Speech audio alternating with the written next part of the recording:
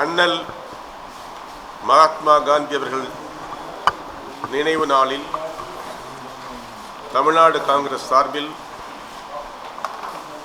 அவரை வணங்கி அவர் வழியில் நடப்பதற்கு சபதம் எடுத்துள்ளோம். இந்திய திருநாட்டின்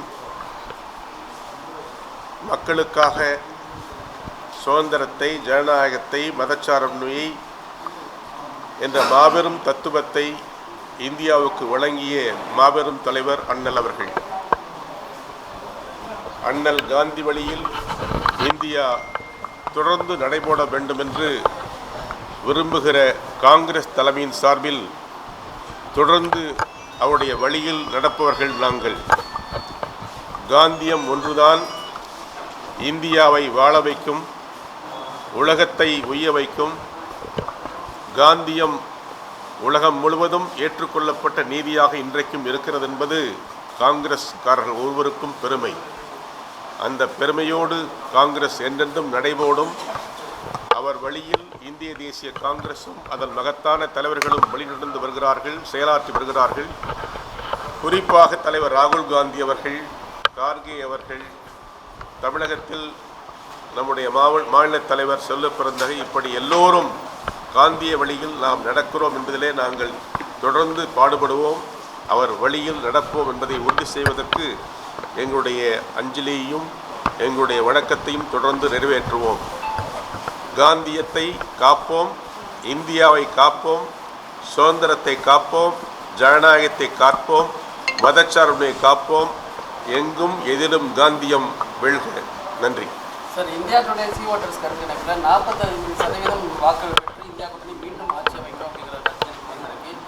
என்டிஏ கூட்டணிக்கு 33% வாக்குகள் தான் கிடைக்கும். மக்கள் கையில்தான் ஆட்சி யாருக்கு என்று அதிகாரம் வழங்க உரிமை இருக்கிறது. இந்திய தேசிய காங்கிரஸை பொறுத்தவரையில் நாங்கள் என்றென்றும் எங்கள் கொள்கையை, மக்கள் நம்பிக்கையை நிறைவேற்றுவதில் நாங்கள் கண்ணும் கருத்துமாக இருக்கிறோம். ஆகவே மக்கள் தீர்ப்பே மகேசன் தீர்ப்பு என்ற மகத்துவத்தை எப்பொழுதும் நாங்கள் மதிக்கிறோம். மறந்த இலக்கிய செல்வர் குமரேந்திரன் அவர்கள் மணிமண்டலம் அரசு சார்பாக கட்டணும்னு சொல்லி சட்டமன்றத்தில் தலைவர் செல்வபதி அவர்களும் ராஜ்குமார் அவர்களும் கோரிக்கை வச்சாங்க. அதோட கோரிக்கை எந்த நிலையில் இருக்குது? தமிழ்நாடு காங்கிரஸ் தலைவர், தமிழ்நாடு சட்டமன்ற தலைவர்கள் அந்த கோரிக்கை தமிழ்நாடு மாண்புமிகு முதல்வரத்தில் ஒப்படைத்திருக்கிறார்கள். அது விரைவில் நிறைவேறும் என்று நான் நம்புகிறோம். இலக்கிய செல்வர் தமிழ்நாட்டில் காங்கிரஸ் கட்சியின் முன்னணி தலைவராக விளங்கியவர்.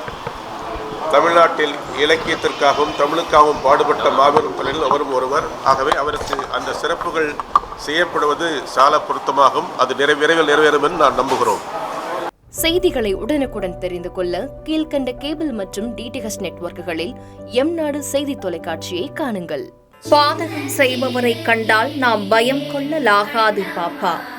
மோதி மிதித்துவிடு பாப்பா, அவர் முகத்தில் உமிழ்ந்துவிடு பாப்பா.